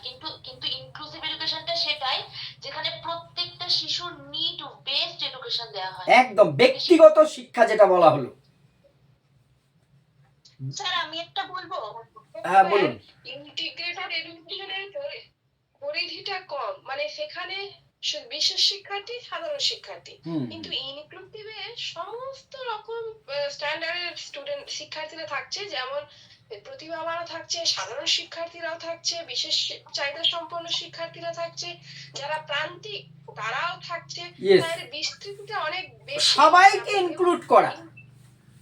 স্যার ইনক্লুসিভ এডুকেশনে তো আমরা অ্যাডাল্ট লার্নারদেরকেও ধরতে পারি, মানে যারা বয়স্ক শিক্ষা, ওদেরকেও তো আমরা ইনক্লুসিভের আন্ডারে ধরতে, মানে না না না না, কারণ দেখুন ওটা কি এটা তো সাধারণ ক্লাসরুমে হচ্ছে, আমি তো একটা স্কুলে একটা 60 বছরের বাচ্চা ছেলেকে নিতে পারবো না।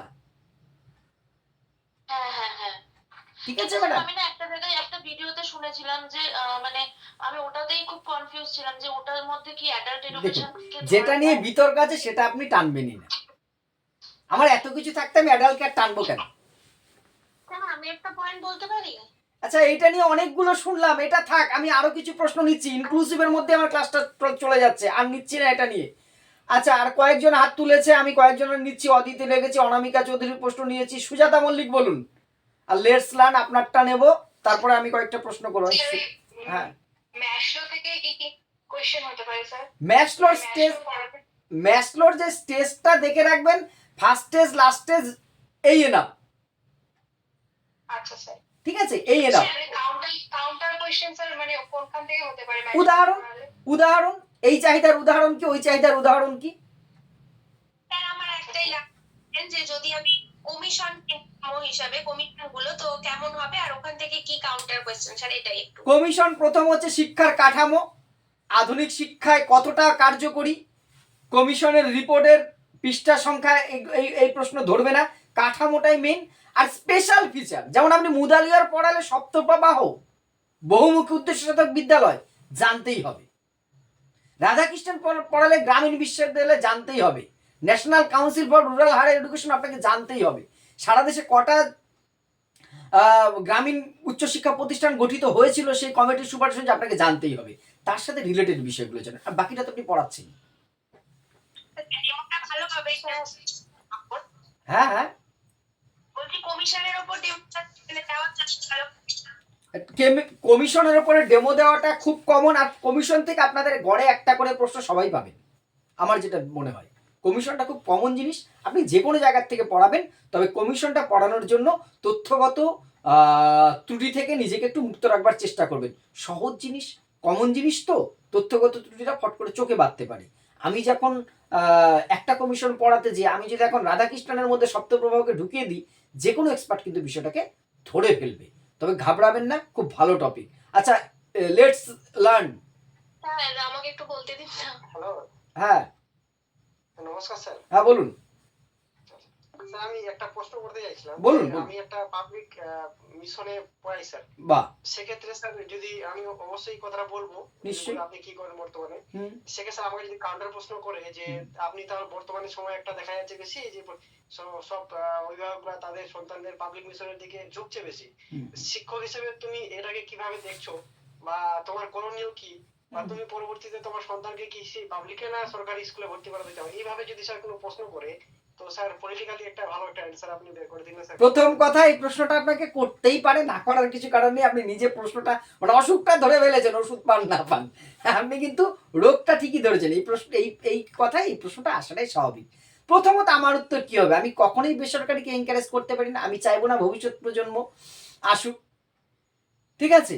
সরকারি স্কুলে যথেষ্ট সরকারি সুযোগ সুবিধা, বিশেষত আমাদের রাজ্যে, আমার রাজ্যকে মেনশন করতে হবে, বুঝে আগেও বলেছি সারাদিন গাল দিন কোনো আপত্তি নেই, কিন্তু এক্ষেত্রে বলতে হবে আমাদের রাজ্যে যেহেতু মিড ডে মিলের ব্যবস্থা আছে, খাতা ছাতা বই এটা সেটা সব দিচ্ছে বিনামূল্যে, স্কলারশিপ আছে বিভিন্ন, ফলে সরকারি স্কুলের যথেষ্ট পরিষেবা থাকা সত্ত্বেও কিছু অভিভাবক হয়তো ভুল পথে পড়ে, আমি চেষ্টা করব শিক্ষক হিসেবে, সমাজের সচেতন নাগরিক হিসেবে সরকারি বিদ্যালয়ের দিকে ছাত্রদের নিয়ে যেতে। এখানে আবার কাউন্টার প্রশ্ন, তাহলে আপনি কেন বেসরকারি স্কুলে পড়াচ্ছেন? আমি এখানে বেকার, আমি একটি কাজের সাথে যুক্ত হওয়া, এবং সেটা আমার সে স্বপ্নের কাজ, শিক্ষকতার সাথে যুক্ত হতে পেরেছি, এই দুটো দিকের কারণে আমি এর সাথে যুক্ত রয়েছি। ওকে, লাস্ট কে একজন বলছিলেন, আমাকে একটু বলতে দিন না, সে বলুন। হ্যাঁ বলুন। আমি বলছিলাম। বলুন শ্রাবণী বলুন। আচ্ছা বলছি স্যার, লার্নিং বা বৃদ্ধি বিকাশ থেকে কি কি কাউন্টার কোশ্চেন আসতে পারে একটু যদি বলে দেন। শিখনের ক্ষেত্রে শিখনের স্তর, প্রত্যাভিজ্ঞা, পুনরুদ্রেক, ঠিক আছে। কোন একটা প্র্যাকটিক্যাল জিজ্ঞাসা করলো যে আপনি আপনার একটা বন্ধুকে ফট করে অনেকদিন পর রাস্তায় দেখে তারপরে তার কথা মনে পড়লো, এটা কি হবে বলুন তো? এটা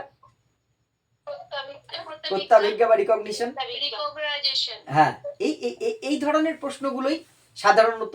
আর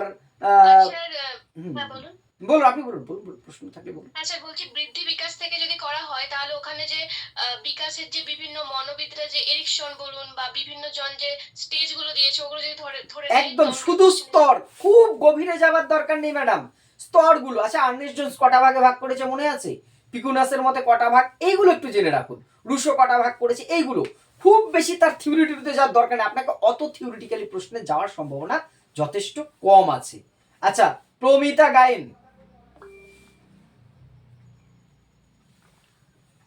হ্যাঁ স্যার, আমার ডেমো দেওয়া হয়নি, আমি নতুন জয়েন করেছিলাম এই জন্য। ও ম্যাডাম, এতক্ষণ ধরে কেন বললেন না আপনি? আমি তো প্রথম থেকে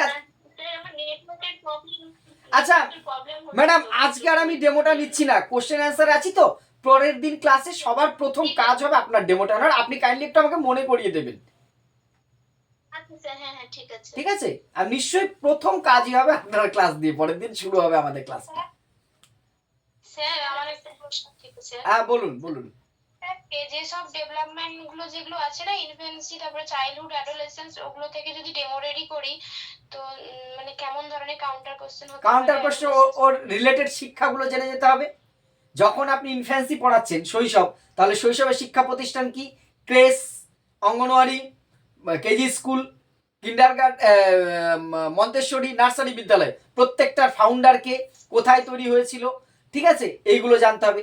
যখন আপনি চাইল্ডহুডটা পড়াচ্ছেন, শৈশবকাল, তার শিক্ষাস্তর কি, কাঠামোটা কি, বর্তমান জাতীয় শিক্ষানীতি অনুযায়ী সেটা কোন স্টেজের মধ্যে পড়ছে। ঠিক একইভাবে অ্যাডোলেসেন্স, এই জিনিসগুলো তার রিলেটেড শিক্ষার থেকে আপনাকে প্রশ্ন আসার চান্সটা রয়েছে। খুব স্বাভাবিক তো এটা, তাই না? আমি শৈশব পড়াবো, আমি শিক্ষা বিজ্ঞানের ছাত্র, স্বাভাবিকভাবে আমি ওখানে কি প্রশ্ন করব? আচ্ছা এই স্তরে কোন শিক্ষা স্তরের মধ্যে পড়ে, আপনাকে তো জায়গায় নিয়ে যাওয়ার চেষ্টা হবেই, আমার অনুমান। ঠিক আছে স্যার আমি বলছিলাম আমি সেমিস্টার 4 থেকে স্মৃতি পড়াবো ভাবছিলাম, তো সেখান থেকে কি কি প্রশ্ন হতে পারে? মেমোরি টেস্টগুলো জেনে রাখবেন, short term memory, long term memory, কোনটার কত সময় স্থায়িত্ব, বা এই যে আপনি ডেমনস্ট্রেশন বা আপনি ইন্টারভিউ দিতে এসেছেন এটা কোন ধরনের স্মৃতি, এই জিনিসগুলো একটু দেখে যাবেন। স্যার একটা কোয়েশ্চেন করছি, আশা করি সবার উপকার হবে। বলছি যখন এই যে কম সময়ের মধ্যে ডেমোটা শুরু করব, তো আমরা যখন বেশি টাইম নিয়ে করছিলাম তখন আমরা বাচ্চাদের সাথে বা স্টুডেন্টদের সাথে ইন্টারাকশন করছি। আচ্ছা তুমি বলো, তো এখানে তো সেই জিনিস করা যাবে না। তো প্রথমে গুড মর্নিং এক দুটো উদাহরণের মানে দিয়ে পয়সে একটা উদাহরণ ম্যাক্সিমাম দিয়ে আপনি টপিকে ঢুকে পরে উদাহরণে আসবেন।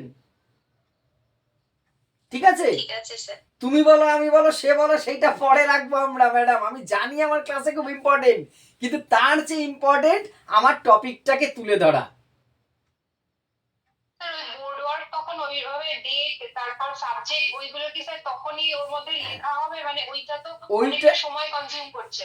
কিছু করার নেই। আমি আজকেই একটা ডেমো ক্লাসে এটা আরেকবার উল্লেখ করার চেষ্টা করেছি, একটু দেখবেন। মানে আপনি যখন বোর্ডের দিকে তাকাচ্ছেন, ডেটটা লিখছেন এমন ভাবে আপনি যাতে এই যে সামনেটা ফোকাস, এইখানে ধরুন আমার বোর্ডটা আছে, তাহলে আজকে এই যে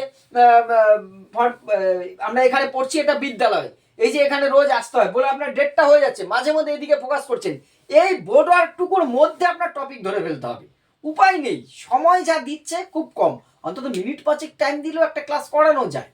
একটা 3 মাসের বাচ্চা তো ওই লেখাটাই তো অনেকটা টাইম কনজিউম করে নেবে। আর ওই ওইটা করব, খুব গন্ডগোল হয়ে যাচ্ছে স্যার। গন্ডগোল একটু হবেই বাড়িতে, একটু এই জন্য এখন এইটাই প্র্যাকটিস শুরু করুন, অসুবিধা হবে না। দুই একটা প্রশ্ন আমি এবার জিজ্ঞাসা করছি। লাস্ট কোশ্চেন স্যার, বলুন। লাস্ট কোশ্চেন বলছি, এই যে আমরা ইনক্লুসিভ এডুকেশন পড়াচ্ছি কিংবা বৃদ্ধি বিকাশ পড়াচ্ছি, বোর্ড ওয়ার্ক করছি এবং মাঝে মাঝে আমরা কোশ্চেন করছি, সেটা আমরা কি মেথড পড়াচ্ছি? ওটা কি লেকচার মেথড হবে? এটা তো একটা অবশ্যই লেকচার মেথড হচ্ছে। এইবার আপনি যদি পদ্ধতিগত, এটা নিয়েও কিন্তু আমি আগের দিন কোশ্চেনিং আপনাদের করেছি, ওই আরোহী আর অবরোহী পদ্ধতির কথা। উদাহরণ থেকে আপনি তত্ত্বে যাচ্ছেন না তত্ত্বের থেকে উদাহরণ যাচ্ছেন? যখন আপনি উদাহরণ দিয়ে শুরু করছেন আরোহী পদ্ধতি হচ্ছে, তত্ত্ব থেকে যখন উদাহরণ যাচ্ছেন অবরোহী পদ্ধতি হচ্ছে। এমনি যদি আমাকে জিজ্ঞেস করে যে আপনি যে এখন পড়ালেন সেটা কি মেথডে পড়ালেন? লেকচার ডেমনস্ট্রেশন তো অবশ্যই, কিন্তু এইটার উত্তর কিন্তু আপনার অ্যাকচুয়ালি আরোহী অবরোহীটাকেই ইন্ডেকশন করেন। তাহলে আপনাকে তো প্রথমে বলেই দেওয়া হচ্ছে ডেমনস্ট্রেশন, লেকচার ডেমনস্ট্রেশনই তো উল্লেখ করা আছে ওখানে। এবার আমি যে স্টুডেন্টকে কোশ্চেন করছি এবং সে অ্যানসার করছে বা সে আমাকে জিজ্ঞেস করছে, এই পার্টটা inquiry method, question answer method, যাই বলেন। হ্যাঁ হ্যাঁ, আচ্ছা থ্যাংক ইউ স্যার। ওকে, আচ্ছা আমি এবার একটা প্রশ্ন করছি। হ্যাঁ বলুন বলুন। স্যার বলছিলাম 4 পিলার্স থেকে কি কি প্রশ্ন হতে পারে? 4 পিলার্স থেকে উদাহরণ, একত্রে বসবাসের জন্য শিক্ষার বাস্তব উদাহরণ বলুন একটা। ঠিক আছে, মানুষ হওয়ার শিক্ষার উদাহরণ বলুন, নৈতিক জ্ঞান, এইগুলো একত্রে বসবাস, যে সামাজিক একসাথে কাজ টাজ করা, এইগুলো আসছে। জ্ঞান হরণ হচ্ছে। আচ্ছা জ্ঞানের প্রথম শর্ত কি? জ্ঞানের প্রথম শর্ত হচ্ছে জ্ঞান হতে হবে নির্ভুল, জ্ঞান হতে হবে সত্যনিষ্ঠ। লার্নিং টু নো যখন আমি পড়াচ্ছি, জ্ঞানের প্রথম শর্তই তো তাই। জ্ঞান যদি আমার ভুল হয়, আমি আপনাকে একটা জিনিস শেখালাম টোটালটাই ভুল, তা আপনি ভুল শিখলেন, লাভ কি হলো? নির্ভুল এবং সত্যনিষ্ঠ হওয়াটা খুব দরকার। একটা সত্য হওয়া চাই, কোনো মিথ্যে নয়, আর সেটা নির্ভুল যেন হয় এই জ্ঞান। আর হচ্ছে বাস্তব, অর্থাৎ শ্রেণীকক্ষে আপনি উদাহরণগুলোকে, স্কুলে উদাহরণগুলো কি কি আছে সেগুলো একটু খেয়াল রাখুন। ডেলোর কমিশন কবে গঠিত হয়, কত সালে প্রতিবেদন জমা দেয়, আর যে হেডলাইনটা আছে লার্নিং দ্য টিচার উইদিন, এগুলো একটু খেয়াল রাখুন। ওখান থেকে আর খুব বেশি কাউন্টার প্রশ্ন করার তো জায়গা নেই আর এর বাইরে। স্যার বলছি যে ইউনেস্কো ওয়েবসাইটে দেখতে হবে। হ্যাঁ হ্যাঁ, স্যার বলছিলাম যে ইউনেস্কোর ওই পুরো জিনিসটাই কি দেখতে হবে নাকি একটু শুধু দরকার নেই, অত কিছু দরকারই নেই আপনার। 93, 96 লার্নিং টিচার উইদিন 4টে পিলার, ব্যাস এনাফ। আচ্ছা ঠিক আছে। স্যার ব্রাহ্মণ শিক্ষা ব্যবস্থা নিলে কি দর্শন থেকেও কি কোশ্চেন করতে পারে, ফিলোসফির পার্টটাও কি দেখতে হবে? না না না না না, আপনাকে তো হিস্ট্রিক্যাল পয়েন্টে রয়েছে, সাধারণত করার কোনো কথা নেই। আপনাকে বৌদ্ধ শিক্ষা ইসলামিক শিক্ষার থেকে ধরতে পারে, রিলেটেড মিল অমিল কোনোটার সাথে আসতে পারে। আধুনিক শিক্ষায় কোনগুলো অ্যাপ্লাই করা যায় সেগুলো ধরতে পারে। আচ্ছা স্যার ঠিক আছে। বৌদ্ধ শিক্ষার ক্ষেত্রে ধরলে যদি ডেমো করা হয় তাহলে সেখান থেকে তো ওই ফিলোসফিক্যাল পার্টের বৌদ্ধ দর্শন সেখান থেকে তো কোশ্চেন হতে পারে না? ধরতে পারে, তবে সাধারণত ওরা শিক্ষার মধ্যে থাকার চেষ্টা করবেন আপনার টপিকটার সাথে সাধারণত, তবে একটু দেখে রাখা ভালো, একটু দেখে রাখা ভালো। হুম, প্রকৃতিবাদ যদি আমি পড়াই তাহলে কি আমাকে সব দর্শনগুলো একটু দেখে যেতে হবে? হ্যাঁ, ওর সিমুলার দর্শনগুলো আপনাকে একটু দেখে রাখবেন।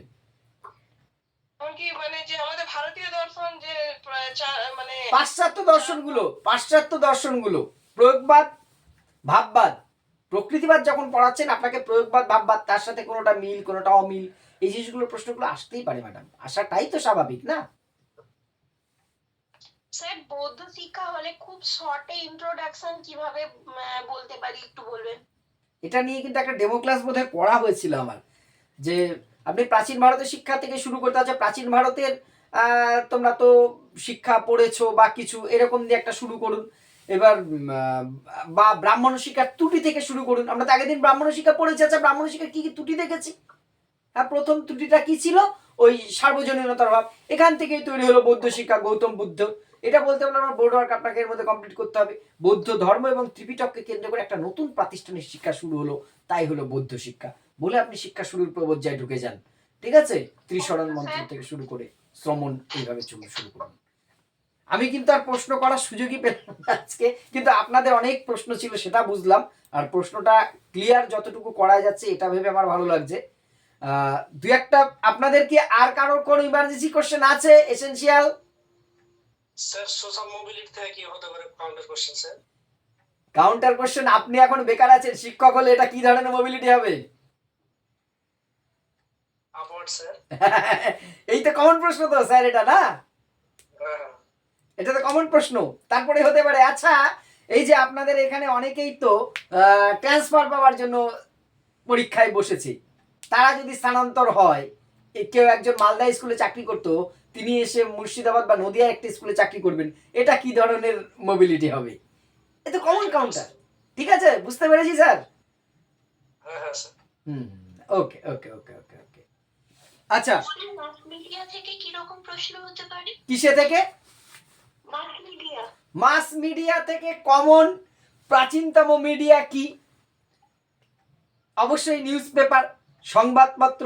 সংবাদপত্র থেকে প্রশ্ন আসলেই আমাদের বাংলায় প্রচারিত প্রথম সংবাদপত্র, ভারতবর্ষের প্রথম সংবাদপত্র, সেখান থেকে শ্রীরামপুর মিশনে আপনাকে একটু নিয়ে গেলে ঘুরিয়ে নিয়েও আসতে পারে। আর নয়তো আধুনিক কালের সবচেয়ে মানে আধুনিকতম মিডিয়া কোনগুলো, আপনাকে তখন ইন্টারনেট এই সমস্ত বিষয়গুলোর মধ্যে নিয়ে যেতে পারে। তাছাড়া আমাদের যে এডুস্যাট আছে, জ্ঞানবাণী আছে, জ্ঞান দর্শন আছে, এগুলো সম্বন্ধে একটু জেনে রাখতেই হবে ম্যাডাম। আচ্ছা sir, thank you sir. Welcome welcome. আচ্ছা, আর প্রশ্ন নিচ্ছি না। আমি 2-3টে প্রশ্ন করবো, সুযোগ তো পেলাম না আজকে আমি। আর পরের দিন আর কোনো পড়া দেওয়া থাকছে না, অল ওভার যে কোনো জায়গার থেকে আমি যে কোনো কাউকে যে কোনো কিছু জিজ্ঞাসা করবো, যেহেতু ডেমোর হেডেকটার পরের দিন থাকছে না, শুধুমাত্র একজনের থাকলো। আচ্ছা, +2 স্তরের শিক্ষাটা যে রাজ্য চাইবে কলেজের সাথে রাখবে তারা কলেজে রাখতে পারে, যে রাজ্য চাইবে স্কুলের সাথে যুক্ত করবে তারা তাই করতে পারে। এটা কোথায় বলা হয়েছিল? স্যার 1968 জাতীয় শিক্ষানীতিতে। একদম, এই প্লাস। আর এইবার আরেকটা জিনিস আমি একটুখানি এক্সপ্লেন করি। একজনকে বলা হয়েছিল, উনি প্রস্তুত ছিলেন না, সাম্যের জন্য শিক্ষা, এডুকেশন ফর ইকুয়ালিটি, এটা কোথায় বলা হয়েছে? এটা জাতীয় শিক্ষানীতি 1986-তে বলা হয়েছে যে শিক্ষার মধ্যে দিয়ে সমাজের সাম্য প্রতিষ্ঠা হবে। 6টা সেকশনের কথা বলা হয়েছিল। তপশিলি জাতিদের শিক্ষা, তপশিলি উপজাতিদের শিক্ষা, সংখ্যালঘুদের শিক্ষা, প্রতিবন্ধীদের শিক্ষা, বয়স্ক শিক্ষা, নারী শিক্ষা। এই 6টা শ্রেণীর সমাজের যারা ব্যতিক্রম বা পিছিয়ে পড়া তাদের শিক্ষার বিভিন্ন সুযোগ সুবিধা দানের কথা বলা হয়েছিল। এটাই হচ্ছে এডুকেশন ফর ইকুয়ালিটি বা সাম্যের জন্য শিক্ষা।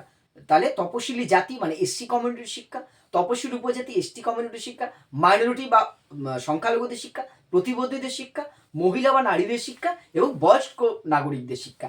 এই যে 6টা সেকশন আছে তাদের সবাইকে কিন্তু 1986 জাতীয় শিক্ষানীতিতে শিক্ষার একটা বিশেষ কর্মসূচি নেওয়া হয়েছিল। প্রত্যেকটার জন্য আলাদা, তাদের কৃষ্টি সংস্কৃতিকে গুরুত্ব দেওয়া, বয়স্কদের আর্থিক দিকের নজর দেওয়া, নারীদের সমস্ত মর্যাদা রক্ষা করে শিক্ষার ব্যবস্থা করা, নারী শিক্ষার প্রতিষ্ঠান গড়ে তোলা, হোস্টেলযুক্ত বিদ্যালয় গড়ে তোলা, বিভিন্ন কর্মসূচি নেওয়া হয়েছে। এই কর্মসূচিটাকে বলা হচ্ছে সাম্যের জন্য শিক্ষা। এবার আরেকটা জিনিস একটু মনে করিয়ে দিই, আপনাদের মধ্যে কেউ যদি বলতে চান আমি সময় দেব। সর্বশেষ টাইম যদি অনেকটা হয়ে গেছে, আর 2-3 মিনিট নেব আমি।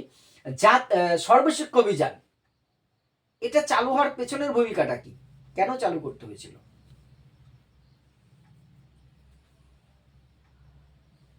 এই প্রশ্নটা কিন্তু আমরা রেডি করে যাব। আমি একটু বলছি, 1 মিনিট শুনে নিন। সংবিধান বলুন।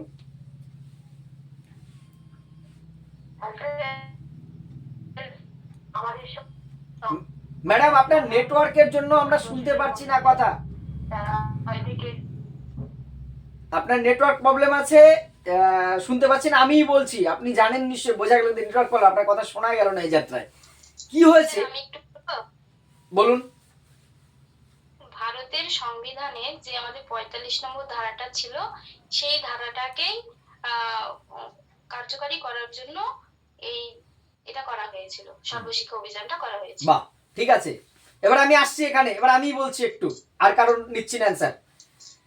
সংবিধান কার্যকরী হলো 45 নং ধারায় কি বলা আছে? যে দেশ স্বাধীন হবার 10 বছরের মধ্যে দেশের 6 থেকে 14 বছর বয়সী সকল শিশুকে অবৈতনিক বাধ্যতামূলক শিক্ষার ব্যবস্থা করতে হবে। 6 থেকে 14 কেন সেটা আমি আগে বলেছি। আমাদের দেশে 1-এ ভর্তি হওয়ার বয়স হচ্ছে 6 বছর, 8 পর্যন্ত প্রাথমিক শিক্ষা। 8 ক্লাস পড়লে 6 বছরে ভর্তি হলে তার বয়স হয় 14, 6 আর 8-এ 14, চাই 6 থেকে 14 মানে 1 থেকে 8 পর্যন্ত। এবার সংবিধান কার্যকরী আর দীর্ঘদিন পরেও এটা কার্যকরী হয়নি। তখন উন্নি কৃষ্ণান বলে একজন অন্ধ্রপ্রদেশের সরকারের বিরুদ্ধে মামলা ঠোকেন যে আমাদের সংবিধানে যে বলা আছে 45 নং ধারায় এই করার কথা, কই সে তো হয়নি। তখন সুপ্রিম কোর্ট রায় দেয় দীর্ঘ শুনানির পর যে তাই তো, আমাদের সংবিধানে যে এই কথাটা আছে আমাদের নেতা যারা আছে তারা তো ভুলে গেছে, আমাদের রাষ্ট্র ব্যবস্থা তো এটা ভুলেই গেছে, তাই ইমিডিয়েট স্টেপ নিতে হবে আমাদের দেশের শিক্ষার এই 45 নং ধারাকে কার্যকরী করার খুব দ্রুত। তখনই ধীরে ধীরে ধীরে ধীরে এর সলতেটা পাকানো হয়। তারপরেই 98 থেকে কিন্তু এটা নিয়ে আলোচনা শুরু হয়। 99-এ একটা সিদ্ধান্ত আসে, 2000-এ কি হয় এটা নিয়ে একটা কর্মসূচির কথা বলা হলো যে আমরা একটা নতুন কর্মসূচি আনতে চলেছি, জাতীয় শিক্ষানীতি। তারপরে 2001-এ এটা ঘোষণা হলো, 2002-এ কি হলো, 2001-2 যে শিক্ষাবর্ষ সেখানে এটা কার্যকরী হলো। সেই সময়ের যে শিক্ষামন্ত্রী কে ছিলেন জানা আছে? ডক্টর মুরলী মনোহর যোশী। এইটা হচ্ছে পটভূমি সর্বশিক্ষা অভিযানের। প্রধানমন্ত্রী ছিলেন অটল বিহারী বাজপেয়ী। রাজনীতি যেখানে থাকুক, কিন্তু আমাদের শিক্ষা ব্যবস্থার ক্ষেত্রে আমি বারবার বলি সর্বশিক্ষা অভিযান আমাদের ভারতবর্ষের শিক্ষার জন্য আশীর্বাদ। এর মিড ডে মিল অনেক সমালোচনা আছে, কিন্তু আমাদের শিক্ষার কাঠামোটা চেঞ্জ করতে কিন্তু অনেকটা কাজে লাগিয়েছে। যেমন তার আগে আমাদের হয়েছে জাতীয় শিক্ষানীতি, গ্রামীণ বিশ্ববিদ্যালয়। সেই সময় কে প্রধানমন্ত্রী ছিল, কে শিক্ষামন্ত্রী ছিল বড় কথা নয়, দেশ চালিয়েছেন যারা ভালো মানুষ ছিলেন সেই সময়ের জন্য সেটাও কিন্তু খুব কার্যকরী ভূমিকা নিয়েছিল। এবার 2020-র জাতীয় শিক্ষানীতি কতটি ইফেক্টিভ হবে এখন কিন্তু বলতে পারবো না। এটা ভালোর জন্য হতে পারে, এটা ভবিষ্যতে ফ্লপও হতে পারে। তবে 2020 জাতীয় শিক্ষানীতি আবারও বলছি ভালো করে একটু দেখে যাবেন। নেক্সট ক্লাসে আলাদা করে কোনো টাস্ক দিলাম না, কারণ টাস্ক থেকে প্রশ্ন করা যাচ্ছে না, আমিও চাইছি না সেটা। আমি প্রশ্ন করে আপনাদের টাইম কাটানোর পক্ষে আমি নই। আপনাদের ডাউটগুলো ক্লিয়ার হচ্ছে, আমি একা ক্লিয়ার করছি তা নয়, আপনারাই ক্লিয়ার করছেন, 50 জনা মিলে করছি, এটা আমার মনে হয় অন্তত বেশি ভালো হচ্ছে। একই সাথে পরের দিন পর্যন্ত বোধহয় আমরা আমাদের ইন্টারভিউ ডেট জেনে যাব, যা গতি প্রকৃতি বুঝছি। দেখা যাক কতদিন হ্যাঁ। মোটামুটি ডেট কতদিন নাগাদ পেতে পারি? আগের থেকে পেয়ে গেলে একটু স্যার ভালো হয়। দেখুন, এটা তো আমার হাতে বা আমাদের কারোর হাতে নেই, তবে এই সপ্তাহে আমরা তো রবিবার থেকে আর সানডে থেকে সপ্তাহ ধরি না, মন্ডে থেকে ধরি, কাল থেকেই আমার এই সপ্তাহে আপনারা শিওর, আমার যেটুকু মনে হচ্ছে শিওর আপনারা ডেটটা জেনে যাবেন। 2-3 দিনের মধ্যেই ডেট ঘোষণা হবে। আর এডুকেশন তো খুব বেশি দূরের সাবজেক্ট নয়, ই দিয়ে শুরু মানে খুব কাছাকাছি সাবজেক্ট। এ আর বি তো হয়েই গেল, বেঙ্গলি ইংলিশ, ফলে খুব শিগগিরই আমরা পরের সপ্তাহেই হয়তো আমাদের ইন্টারভিউ ডেট পড়ে যেতে পারে। ফুল ফেজে প্রস্তুতি নেব কিন্তু আমরা, আর গাফিলতির জায়গা নেই। সবার জন্য শুভকামনা আছে, আপনাদের সাথে আমি আছি। ইন্টারভিউর আগের দিন পর্যন্ত, ইন্টারভিউর দিন পর্যন্ত আছি। সমস্যা আমার সাধ্যের মধ্যে যেটুকু আছে আমি চেষ্টা করব। ঠিক আছে, তাহলে আজকের মতো রাখি। Good night.